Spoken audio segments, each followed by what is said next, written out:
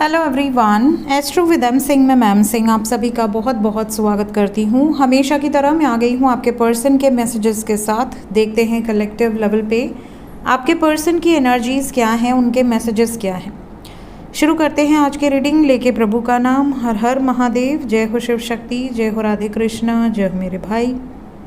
सबसे पहले अपने पर्सन को याद कर लीजिए, उनका नाम ले लीजिए एटलीस्ट 3 टाइम्स, ताकि ज़्यादा से ज़्यादा एनर्जीज़ और ज़्यादा से ज़्यादा मैसेजेस आप तक पहुंच सके। शुरू करते हैं आज की रीडिंग। सबसे पहले हम टैरो से देखेंगे एनर्जी आपके पर्सन की, और उसके बाद ओरेकल से देखेंगे कुछ मैसेजेस।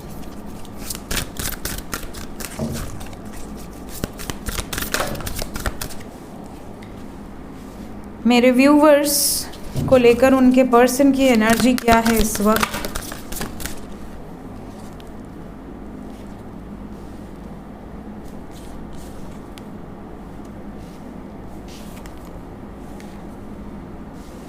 तीन कार्ड, तीनों major arcana.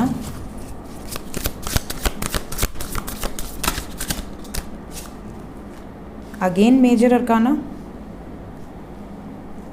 We have the devil, justice, high priestess and wheel of Fortune.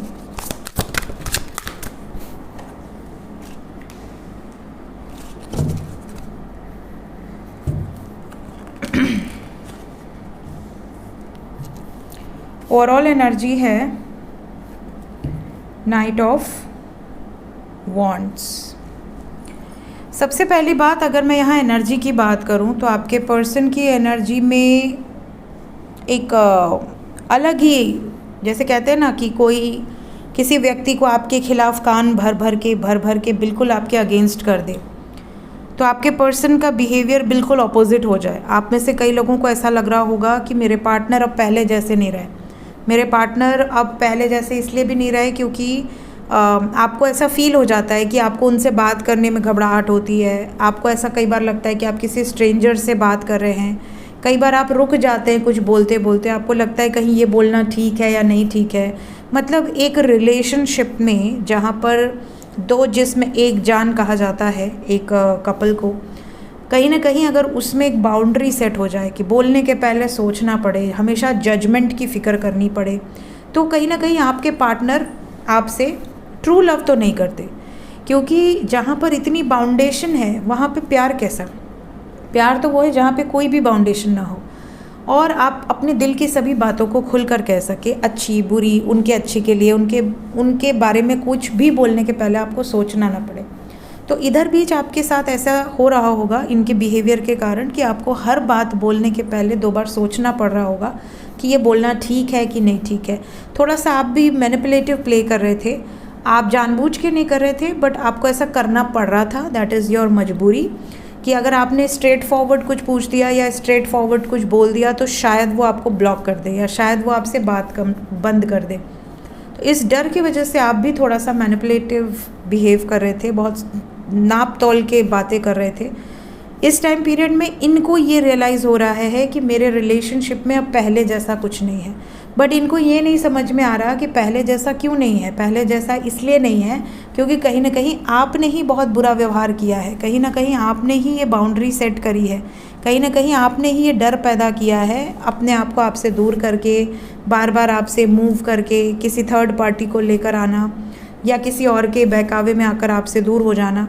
तो इनको अब ऐसा लग रहा है कि मैं इससे डिटैच भी नहीं हो पा रहा हूँ या नहीं हो पा रही हूँ, इसके साथ रहना भी चाहता हूँ या रहना भी चाहती हूँ, और मैं जो और लोग हैं मेरी लाइफ में जो इम्पोर्टेंस रखते हैं उनको कन्विंस भी नहीं कर पा रहा हूँ या नहीं कर पा रही हूँ। तो मैं करूँ तो करूँ क्या? क्या मेरा लक साथ देगा? अगर मैं सिर्फ इसको चुनता हूँ, अपनी खुशी को चुनता हूँ, तो क्या लक मेरा साथ देगा?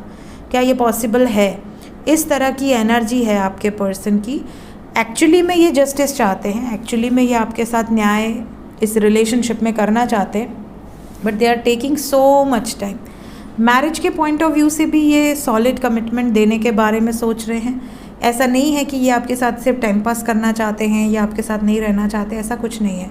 बट ये ना बहुत ज़्यादा आप कह सकते हो कन्फ्यूज्ड हैं। बहुत सारी सिचुएशंस इन्होंने अपने ऊपर ले ली हैं and now they are very much confused कि अब मैं इन सिचुएशन से निकलूँ कैसे। लेट्स क्लैरिफाई सम कार्ड्स ताकि और ज़्यादा हमें क्लैरिटी मिले। क्लैरिफाई कर दें angels each and every card को।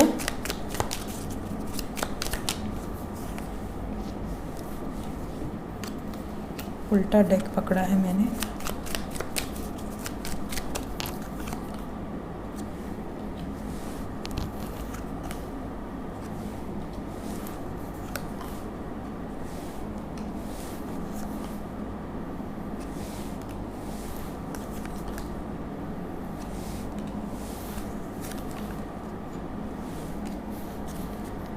Bottom of the deck is again devil.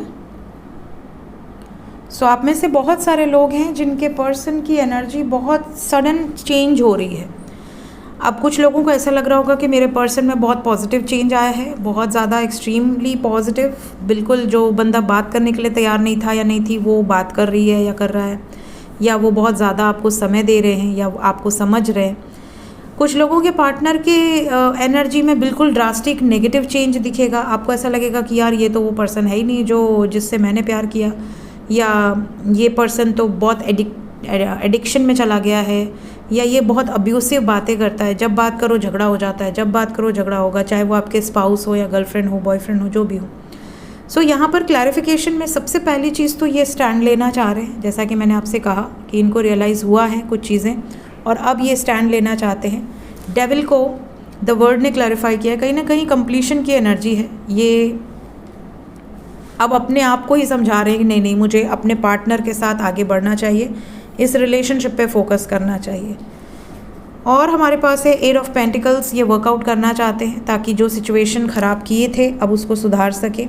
हालांकि थर्ड पार्टी के कारण ये बहुत सफ़र कर चुके हैं, अभी ऑलरेडी सफ़र कर रहे हैं।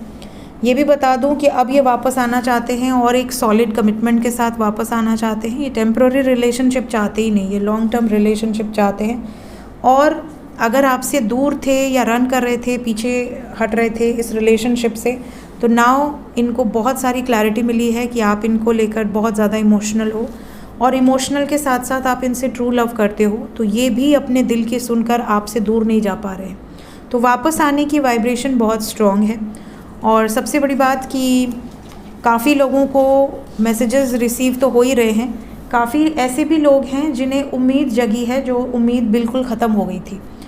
सो जितने भी लोगों को मैसेजेस या कॉल्स कंटिन्यूअसली रिसीव हो रहे हैं, जो आप कमेंट सेक्शन में बता रहे हैं, कल के अनएक्सपेक्टेड में भी काफ़ी कमेंट्स हैं और भी वीडियोस में काफ़ी कमेंट्स हैं। तो जितने भी लोगों का यूनियन हो रहा है, एक्साइटेड रहिए बट सब्र रखिए और बहुत ज़्यादा अपने पर्सन को चेज़ मत कीजिए, थोड़ा सा डिटैच्ड रहिए।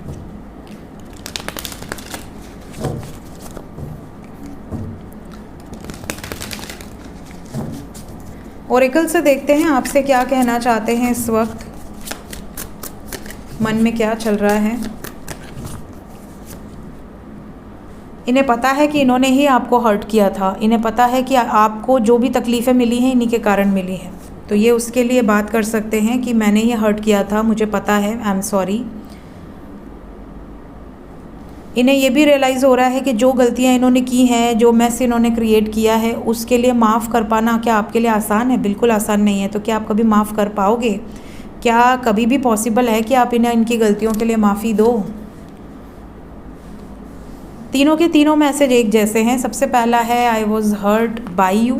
मे बी आपको इन्होंने हर्ट किया हो बट आप पे ही ब्लेम लगा दिया हो और आपको ही कुछ उल्टा सीधा कह दिया हो, जिसका अब ये पछतावा जाहिर कर रहे हैं कि क्या तुम कभी मुझे माफ़ कर पाओगी या कभी मुझे माफ़ कर पाओगे। इन्हें ये भी रियलाइजेशन है कि मैंने ही तुम्हारी लाइफ में सब गड़बड़ घोटाला किया था। तो रियलाइजेशन तो है, उस टाइम इंसान बोल देता है बहुत कुछ बट बाद में रियलाइज़ हो रहा है इन्हें। अब इन्हें समझ नहीं आ रहा कि शुरुआत कहाँ से करें। जो गड़बड़ किया है अब उसको सुधारना है बट शुरुआत कहाँ से करें, दे डोंट नो। तो भाई ये तो इनको ही देखना पड़ेगा। इन्हें अपने आप पर भी भरोसा नहीं हो रहा कि ये कौन है, ये कैसे हैं, इनके संस्कार क्या हैं, इन्होंने कैसे क्या कर दिया, क्यों कर दिया। इन्हें खुद भी ये चीज़ें नहीं समझ में आ रही हैं। तो बहुत लॉस्ट वाली फीलिंग दिख रही है। मे बी इस कारण से, आपके वजह से, आपने जो इनको बोला हो, समझाया हो, इन्होंने आपको हर्ट किया हो, बाद में अब इनको रियलाइज़ हो रहा है। तो मे बी ये किसी गलत हैबिट में भी चले गए हों, इसलिए बार बार डेविल की एनर्जी आ रही है। इससे रिलेटेड भी बातचीत होगी।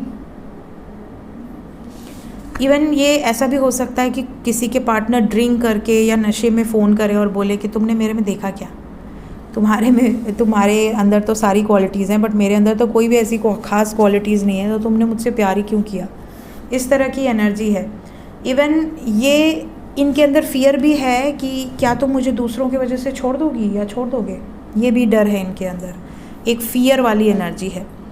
सो ये मैसेजेस हैं जो आपको रिसीव होंगे। कितने टाइम पीरियड के अंदर की एनर्जी है? 9 नंबर है। 9 घंटे से 27 घंटे के अंदर इस तरह के मैसेजेस रिसीव हो सकते हैं। टाइमलेस रीडिंग है, जब भी आपके सामने आएगी सेम एनर्जी होगी और सेम मैसेजेस होंगे। जिनको भी सेम मैसेजेस रिसीव होते हैं, चाहे आप कांटेक्ट में हो या नो कांटेक्ट में हो, कमेंट सेक्शन में ज़रूर बताइएगा। मिलते हैं नेक्स्ट रीडिंग में। Till then take care, bye bye.